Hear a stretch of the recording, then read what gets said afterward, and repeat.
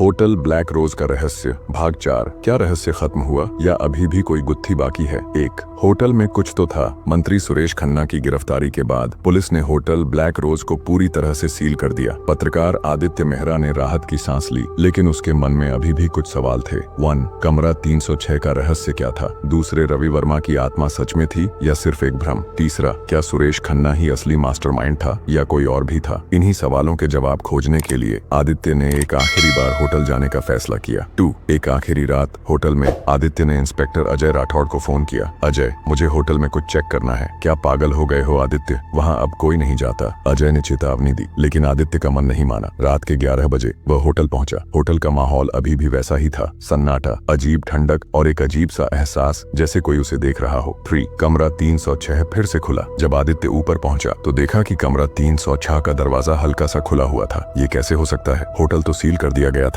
उसने धीरे से दरवाजा खोला। कमरे के अंदर टेबल पर वही पुरानी डायरी रखी थी, लेकिन इस बार उसमें एक नया पेज जुड़ा हुआ था। अगर तुम यहाँ तक आ चुके हो तो अब तुम्हारे पास ज्यादा समय नहीं है। असली गुनहगार अभी भी जिंदा है। आदित्य की सांसें तेज हो गईं। तो क्या सुरेश खन्ना सिर्फ एक मोहरा था? 4। अतीत का एक भयानक सच। आदित्य ने दीवारों पर ध्यान दिया। वहाँ पुरानी तस्वीरें टंगी थीं, जिनमें होटल के पुराने मालिकों की तस्वीरें थीं। एक तस्वीर पर उसका ध्यान अटक गया। वर्ष 1985। होटल के संस्थापक राजेश वर्मा। रुकिए, राजेश वर्मा, कहीं यह रवि वर्मा का कोई रिश्तेदार तो नहीं? उसने पुरानी फाइलें देखनी शुरू की और उसे जो मिला उसने उसे हैरान कर दिया। रवि वर्मा, जो इस होटल में मारा गया था, असल में इस होटल के असली मालिक राजेश वर्मा का बेटा था। तो क्या यह होटल पहले वर्मा परिवार का था? फिर यह विक्रम सिंह के पास कैसे आया? 5वां होटल कैसे बना मौत का अड्डा? 1985 में राजेश वर्मा ने यह होटल खोला था, लेकिन कुछ सालों बाद मंत्री सुरेश खन्ना और विक्रम सिंह ने इसे जबरन अपने कब्जे में ले लिया। राजेश वर्मा की हत्या कर दी गई और होटल को गैर कानूनी गतिविधियों का अड्डा बना दिया गया। रवि वर्मा, जो कि अपने पिता की हत्या का बदला लेना चाहता था, इस होटल में वापस आया और इस गुनाह का पर्दाफाश करने की कोशिश की, लेकिन उसे भी मार दिया गया। अब सब कुछ साफ था। रवि वर्मा सिर्फ एक ब्लैकमेलर नहीं था, बल्कि वह अपने पिता की हत्या का बदला लेना चाहता था। 6। आखिरी रहस्य, कौन था असली मास्टरमाइंड? तभी अचानक आदित्य को लगा कि कमरे में कोई और भी है। उसने मुड़कर देखा, कोई छाया खड़ी थी। आदित्य के हाथ पैर सुन्न हो गए। आखिर तुम यहाँ आ ही गए आदित्य। वह छाया धीरे धीरे आगे आई। जैसे ही रोशनी पड़ी, आदित्य की आंखें फटी की फटी रह गईं। वह इंस्पेक्टर अजय राठौड़ था। 7वां दोस्त ही दुश्मन निकला। तुम यहाँ क्या कर रहे हो अजय? आदित्य ने हकलाते हुए पूछा। अजय धीरे धीरे मुस्कुराया और बोला, तुम बहुत होशियार बनते हो आदित्य, लेकिन इस खेल में सबसे होशियार मैं हूँ। आदित्य अब पूरी तरह समझ चुका था। तो असली मास्टरमाइंड तुम हो? अजय ने धीरे से ताली बजाई और कहा, बिल्कुल। सुरेश खन्ना, विक्रम सिंह, ये सब सिर्फ प्यादे थे। असली खेल मैं चला रहा था। 8वां, अजय राठौड़, काली सच्चाई। अजय सिर्फ एक पुलिस ऑफिसर नहीं, बल्कि ब्लैक रोज क्लब का असली मास्टरमाइंड था। वह सुरेश खन्ना और विक्रम सिंह को अपने फायदे के लिए इस्तेमाल कर रहा था। जब पुलिस ने होटल सील किया तो अजय को डर था कि सच बाहर आ जाएगा, इसलिए उसने रात के अंधेरे में सबूत मिटाने के लिए होटल वापस आने का नाटक किया, लेकिन आदित्य ने सच्चाई को उजागर कर दिया। 9। आखिरी लड़ाई। अजय ने बंदूक तान ली और कहा, तुमने बहुत सवाल पूछ लिए आदित्य, अब तुम जिंदा नहीं रहोगे। लेकिन आदित्य पहले से तैयार था। उसने एक खाली बोतल उठाई और तेजी से अजय के सिर पर मार दी। अजय लड़खड़ा गया और आदित्य ने मौका देखकर उसकी बंदूक छीन ली। तभी पुलिस की गाड़ियां होटल के बाहर आ गईं। इंस्पेक्टर विकास गुप्ता ने अंदर घुसते ही अजय को हथकड़ी पहना दी। अजय राठौड़, तुम गिरफ्तार हो। 10वां ब्लैक रोज होटल का हमेशा के लिए अंत। अजय को जेल भेज दिया गया। ब्लैक रोज क्लब के सारे राज मीडिया में आ गए। सरकार ने होटल को हमेशा के लिए ढा दिया। आदित्य ने चैन की सांस ली, लेकिन जब वह जाने लगा तो उसने होटल के मलबे की तरफ देखा।